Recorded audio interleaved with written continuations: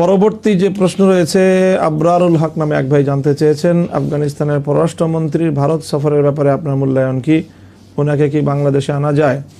আফগানিস্তানের পররাষ্ট্রমন্ত্রী মোল্লা আমির খান মুত্তাকি সাম্প্রতিক ভারত সফর করলেন এবং বেশ জৌলুসপূর্ণ একটি সফরই তার হয়েছে বলা যায়, এবং সেখানে বিশ্ব গণমাধ্যম, আন্তর্জাতিক গণমাধ্যমও আমির খান মুত্তাকি পররাষ্ট্রমন্ত্রী ইমারাতে ইসলামিয়ার এই সফরকে ব্যাপকভাবে প্রচারণায় নিয়ে এসেছে।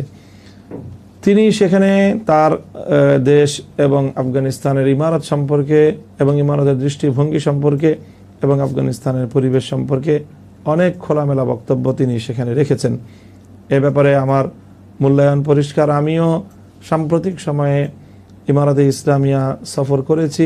আমরা প্রতিনিধি দল বাংলাদেশ থেকে সফরে গিয়েছিলাম এবং সেই সফর থেকে ফিরে এসে আমি বিভিন্ন গণমাধ্যমে প্রদত্ত আমার বক্তব্য এবং সাক্ষাৎকার আমি স্পষ্ট বলেছি যে দেখা যাবে যে পৃথিবীর প্রভাবশালী সাম্রাজ্যবাদী রাষ্ট্রগুলো ঠিকই তারা ইমারাতে ইসলামী এবং আফগানিস্তানের সাথে তাদের কূটনৈতিক সম্পর্ক, তাদের অর্থনৈতিক সম্পর্ক তারা ইতিমধ্যেই গড়ে তুলছে, কিন্তু আমাদের মতো দুর্বল রাষ্ট্রগুলোর ক্ষেত্রে তারা ব্যাপকভাবে আমাদেরকে এই ধরনের কোনো কার্যক্রম, কূটনৈতিক অথবা অর্থনৈতিক ইনভলভমেন্টের ক্ষেত্রে তারা বরাবরই আমাদের দিকে চোখ রাঙায়।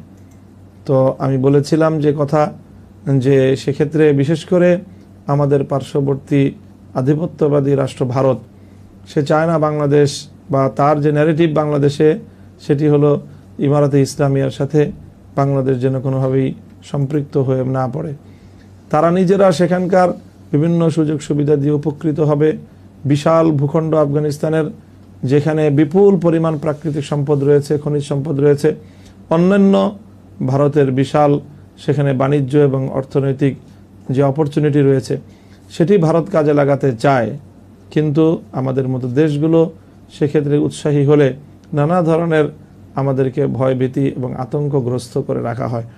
আমি মনে করি যে এই জায়গা থেকে বাংলাদেশের বের হয়ে আসা উচিত এবং আফগানিস্তানের ইমারাতের যে পররাষ্ট্রমন্ত্রী, তিনি তার দেশের পক্ষ থেকে সারা পৃথিবীর সাথেই একটি আন্তর্জাতিক যে সম্পর্ক গড়ার তাদের যে নীতিমালা, উদার নীতিমালা, সেই নীতিমালার বাস্তবায়নে অন্যতম একটি সফল সফর হিসেবেই এই ভারত সফর তিনি করেছেন।